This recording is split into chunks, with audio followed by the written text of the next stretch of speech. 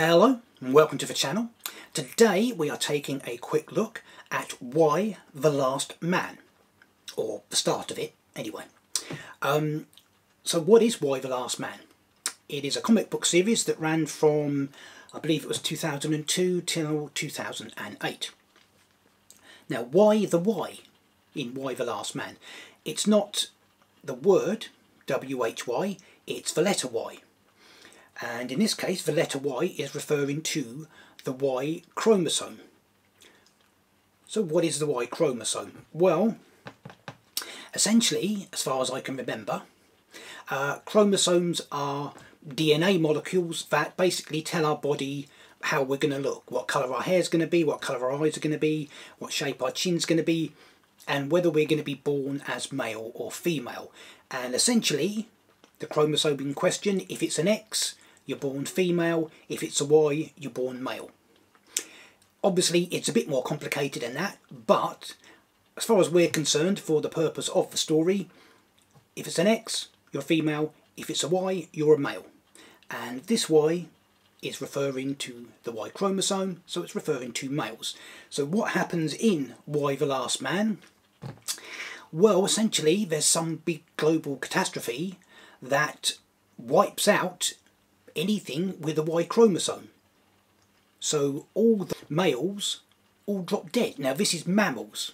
Obviously this does not affect fish or birds or reptiles. They've all got their own thing going on. But all the mammals, including us humans, all the males suddenly drop dead. So what happens then? Well, let's have a little look. Let's see what it says on the back of the volume to start with, just to give us an idea. So this says, after man. In 2002, the world changes forever. Every man, every boy, every mammal with a Y chromosome, everywhere on Earth suddenly collapses and dies. With the loss of more than half the planet's population, the gears of society grind to a halt, and a world of women are left to pick up the pieces and try to keep civilization from collapsing entirely. The gender side, however, is not absolutely complete. For some unknown reason, one young man named Yorick Brown and his pet male monkey Ampersand are spared. Overnight, this anonymous 20-something becomes the most important person on the planet, the key, it is hoped, to unlocking the secret of the mysterious sex-specific plague. For Yorick himself, the most important person on the planet is 10,000 miles away, and he will stop at nothing to find her.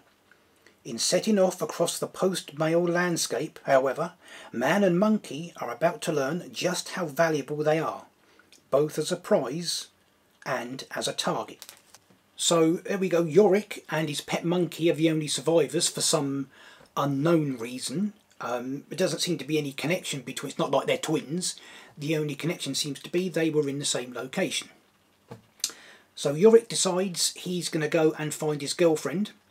Unfortunately, he's in the United States, and the last time he spoke to her, she was in Australia. So off he sets, and first of all he heads off to Washington, and he meets up with what is now the US government. There's a bit of a twist there, which I will not give away. But they want Yorick to go off and be tested by a scientist, because obviously they want to find out what's happened and if there's anything they can do to reverse it or prevent it or stop it from happening again or whatever. Now this ends up in them having to trek right across to the other side of the country. So Yorick sets off in the company of said scientist and an agent who is sent along to protect him. Now on the way in this volume he meets a couple of groups, one of whom is a group of women who have set up their own community and are quite happy and doing very well, thank you very much. Now the other group, not quite the same. They're a group that call themselves the Amazons, or Daughters of the Amazon, and they are set up by a woman called Victoria. And she is really not a nice person at all. to put it mildly. She is a really horrible person. She's got some very obvious issues, and she's taken this opportunity to give herself a lot of power and set herself up as the head of this group. And when she finds out about Yorick, well, let's just say she's got different plans for him than the government. And that essentially is the start of Y: The Last Man. Now, what happens to Yorick? What happens to Ampersand the monkey? Where does their journey end up? Well, I guess we'll have to wait and find out. If you don't want to read the collected editions, there is a TV adaptation due out this year. In fact, I think it's due to start anytime soon. So you could check that out instead. In the meantime, however, that is it for this video.